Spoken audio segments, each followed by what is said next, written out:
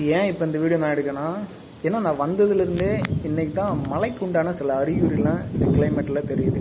இந்த மேகமெல்லாம் பார்த்தீங்கன்னா ஃபென்டாஸ்டிக்காக இருக்குது. மேகம், அந்த குளிர் காற்று அடிக்கிறது, அப்படியே எத்தமாக இருக்கிறது.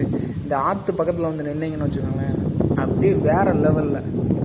இது வந்து ஒரு ஆறு, யாரும் சாக்கடைன்னு நினச்சிட்றாங்க. அங்கே வேணால் பாருங்கள், அந்த ஆற்றுல வந்து 2 பேர் மீன் பிடிச்சிக்கிட்டு இருக்காங்க.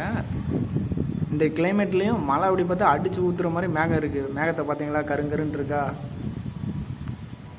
ஆனால் இந்த கிளைமேட்லேயும் மீன் பிடிக்கிறாங்க 2 பேர். பாருங்கள், நான் ஜூம் பண்ணி காமிக்கிறேன், தெரிறாங்களா உங்களுக்கு? அந்த 2 பேர் மீன் பிடிச்சிக்கிட்டு இருக்காங்க. காலையிலலாம் பார்த்தீங்கன்னா நிறையா பேர் தூண்டில் போட்டு மீன் பிடிச்சிக்கிட்டு இருப்பாங்க.